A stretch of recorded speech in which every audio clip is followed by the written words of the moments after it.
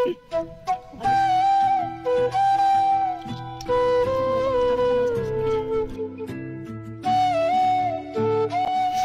Guys, সবাইকে good morning. তো আজকে চলে এলাম একটি ব্লগ ভিডিও নিয়ে। তো আমার চ্যানেলে সবাইকে স্বাগত।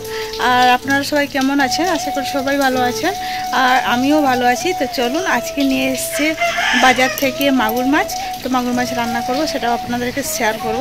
তো চলুন, কি করি সারাদিন আজকে আপনাদেরকে একটু একটু শেয়ার করে দেবো।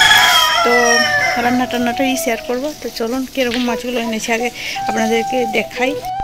তো দেখুন, এখানেই মাছগুলো আছে। এই যে হাঁড়ির ভিতরে 4টা মাগুর মাছ নিয়ে এসেছি হাট থেকে, খুব বড় বড় কিন্তু। আর আমি জলের ভিতরে ওকে ছেড়ে রেখেছি। তো দেখুন, আবার ধরে নিয়েছি এই ছাঁকনির মতো পাঁচার ভিতরে, কিন্তু আমি ঢেলে দিয়েছি আর ছেঁকে নিয়েছি মাগুর মাছ। আর মাগুর মাছের তো জানেন খুবই শক্তি, ওকে ধরাই যায় না, প্রচুর পরিমাণে কাটা।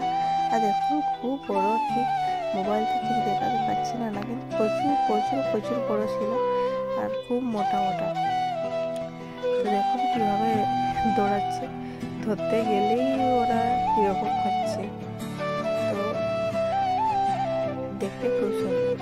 আর দেখুন, পেটের মধ্যে বীজে ভরা, অনেক বীজ আছে মাগুর মাছের, বীজে ভরা। আর একটাই মনে হয় বীজ নেই, 3টা মাগুর মাছ কিন্তু বীজই আছে, অনেক বীজ, মানে মাছের বীজ। তো চলো এবার কেটে নিয়ে কথা হচ্ছে।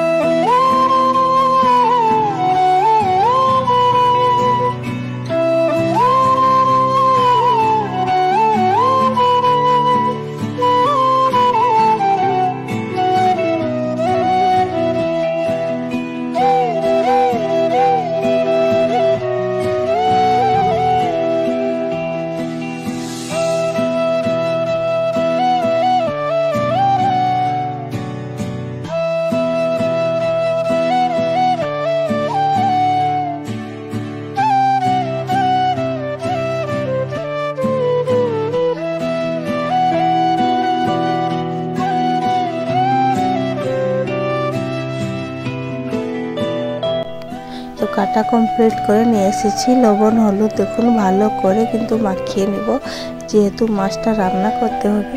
আর এই মাছটা কিন্তু ভাজলে প্রচুর পরিমাণে ফাটে, ঠাই ঠাই করে আওয়াজ হয়, আর তার সঙ্গে সঙ্গে তেলও ছিটকায়। তার জন্য এই মাছটা ভাজতে কিন্তু খুবই কষ্ট হয়। তো চলুন, এই জন্য আর এটাকে আমি ভাজবো না, তেলের মধ্যে ডাইরেক্ট মশলা দিয়ে দিলাম। তো এটা হলো পেঁয়াজের পেস্টটা, শুধু পেঁয়াজ বাটা, আর দিয়েছি ওটা লঙ্কা, আর এবার দিয়ে দিলাম টমেটো আর আদা রসুনের পেস্ট। তো সব কিন্তু আমি মশলাটা ভালো করে কিন্তু করে নেব, মানে ভেজে নেব। এর মধ্যে দিয়ে দিলাম কিছুটা হলুদের গুঁড়ো, তারপর ভালো করে কিন্তু নাড়াচাড়া করব। এই যে মশলাটা যেহেতু আমি ভালো করে পেস্ট করে নিয়েছি, তার জন্য আমি কিন্তু আগে সব মশলা একই সঙ্গে দিয়ে কিন্তু কষিয়ে নেব। তার মধ্যে দিয়ে দিচ্ছি একটু লবণ, কারণ জলটা করতে ভালো সুবিধা হবে। আর এরপর দিয়ে দিলাম জিরে গুঁড়ো। মাগুর মাছের ঝোল মানে একটু জিরে দিলে খুব ভালো হয়। তার মধ্যে দিয়ে দিলাম একটু জল। মোটামুটি আমার মশলাটা কষানো হয়ে গেছে, এবার দিয়ে দিলাম জল। তো জল দিয়ে আরও কিছুক্ষণ ভালো করে কষিয়ে নেব। জলটা হয়ে গেলে, মানে মরে গেলে হয়ে যাবে আমার মশলা রেডি। তো চলুন, মোটামুটি হয়ে গেছে। আর রান্না করছি আমি উনুনে রান্না করলে কিন্তু দুর্দান্ত স্বাদ হয়, তোমরাও জানো। এবার দিয়ে দিলাম কাঁচা মাছগুলো, যেটা লবণ হলুদ মাখিয়ে রেখেছিলাম।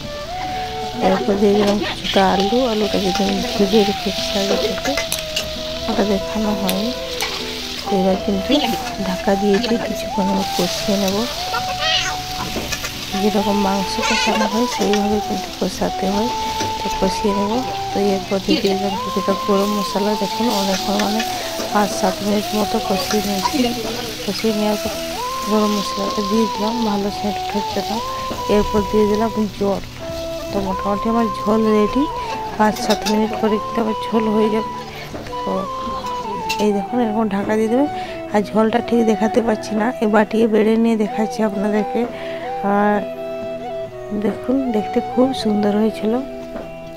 আর মোটামুটি আমি খেতে বসে গেছি এবার। তো চলুন।